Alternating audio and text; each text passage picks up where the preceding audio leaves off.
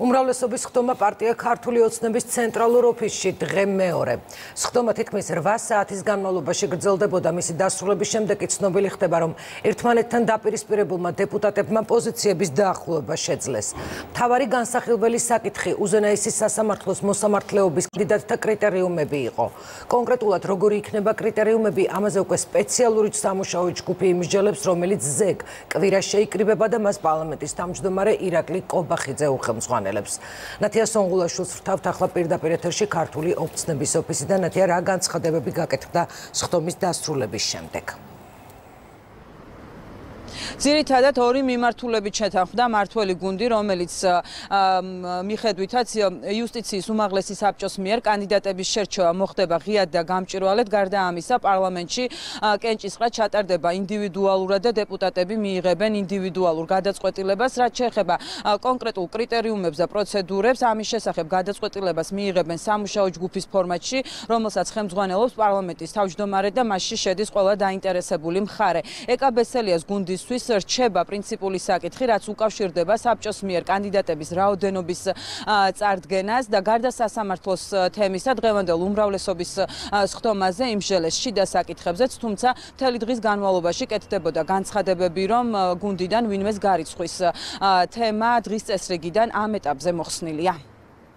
გუნდი შეიძლება ითქვას, რომ შეჯერდა ძირითად ამოსავალ პრინციპებზე და ეს შედეგი გამოიხატება იმაში, რომ უმრავლესობა უკვე მზად არის იმ სამუშაო ჯგუფში კონკრეტული სამუშაო პროცესის მონაწილე გახდეს ისე, რომ სამუშაო ჯგუფმა თავისი შედეგი, თავისი მიზანი შეასრულოს, შეიმუშაოს ეფექტური რეგულაციები. პარლამენტის თავმჯდომარე გაუძღვება ამ პროცესს და მას ექნება გუნდის მხარდაჭერა. ყველა შემთხვევაში პირველი შედეგი ის არის, რომ როდესაც კვირას სამუშაო ჯგუფის შეხვედრაზე ჩვენი წარმომადგენლები და მათ შორის პარლამენტის თავმჯდომარე, რომელიც ხელმძღვანელობს ამ ჯგუფის შეხვედრას, მივა, მან იცის თითოეული დეპუტატის აზრი და მან იცის დაახლოებული პოზიცია პრინციპებთან დაკავშირებით. განაპირებს შევასრულებთ აუცილებლად, ჩვენ გავწერთ კრიტერიუმებს, ჩვენ გავწერთ პროცედურებს, გამჭვირვალეს გავხდით გაცილებით კიდევ უფრო პროცესს. არის საკითხები, რომელშიც გვაქვს საერთო პოზიცია ემთხვევა, მაგრამ არის ამდენიმე საკითხი, რაც ჩემთვის პრინციპულია. პარლამენტმა აიღოს მთავარი მანდატი და პასუხისგებლობა. აქ გვაქვს ცოტა განსხვავებული ხედვა და ვთქვით, რომ მოდი ეს საკითხი კიდევ გავაგრძელოთ, სამსჯელოთ. იმიტომ რომ პარლამენტმა უნდა მიიღოს უფრო ფართო შემადგენლობით სია, ვინც ფორმალურად აკმაყოფილებს კანონის მოთხოვნებს და კონსტიტუციის მოთხოვნებს, საბჭომ გადმოაგზავნოს სესია პარლამენტში. თანხდებით, რომ სასამართლო არის დამოუკიდებელი, რომ სასამართლო სახელისუფლება შტო უნდა იყოს სხვა სახელისუფლება შტოებისგან თავისუფალი, მაგრამ სასამართლო ეს არის ზოგადი ცნება, მაგრამ სასამართლოს და გადაწყვეტილებებს იღებენ კონკრეტული ადამიანები. ჩვენთვის მთავარი არის, რომ უზენაეს სასამართლოში არ მოხვდნენ ის ადამიანები, რომლებიც თავის დროზე არიან საკუთარ სინდისთან კომპრომისზე წასულები. ასევე მნიშვნელოვანი არის ფუნქციურად ვინ იქნება პასუხისმგებელი კონკრეტულ ადამიანების წარდგენაზე იქნება თუ არჩევაზე. მე ვფიქრობ, რომ პარლამენტის როლი, პარლამენტმა უნდა აიღოს ეს თავის თავზე.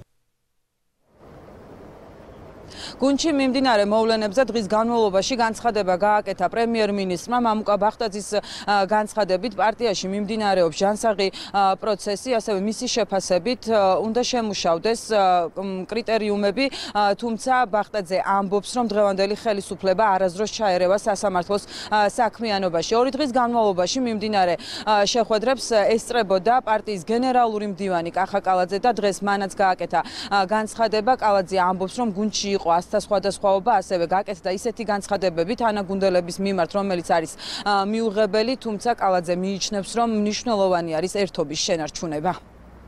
ჩვენმა პოლიტიკურმა გუნდმა გააკეთა პრინციპული განაცხადი ამის შესახებ, რომ ბუნებრივია კრიტერიუმების და პროცედურების დადგენა არის აუცილებელი იმისთვის, რომ საზოგადოება დარწმუნდეს, რომ ჩვენ გვაქვს ძალიან ჯანსაღ პროცესთან საქმე. ამასთან ერთად ჩვენ ისიც განვაცხადეთ და მე როგორც საქართველოს მთავრობის ხელმძღვანელმა, რომ ჩვენ ბუნებრივია არასდროს ჩავერევით დამოუკიდებელი შტოს საქმიანობაში საქართველოში ეს დრო ჩვენ დავასრულეთ 2012 წელს, როდესაც მთავრობის წარმომადგენლები ალაგებდნენ სასამართლოს.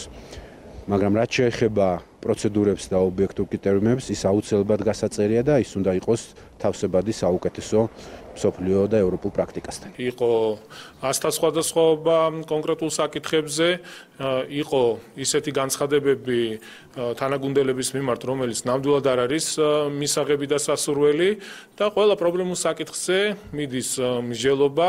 მე მივესალმები ამ შეხვედრას, მე ასევე მინდა ვისარგებლო ახლა შემთხვევით და მადლობა გადავუხადო პარტიის თავმჯდომარეს, რადგან ის თავად მონაწილეობს ამ შეხვედრაში და ყველაფერს აკეთებს იმისთვის, რომ მოხდეს გუნდის გაერთიანება, რაც ძალიან მნიშვნელოვანია. ასევე მადლობა მინდა გადავუხადო პარლამენტის თავმჯდომარეს, ბატონ ირაკლი კობახიძეს, რადგან მისი როლიც მნიშვნელოვანია, რომ პარლამენტში იყოს ერთსულოვნება, იყოს ერთიანი მიდგომები. ჩვენ შეიძლება სხვადასხვა საკითხებზე გქონდეს განსხვავებული მოსაზრებები და ეს ნორმალურიც არის.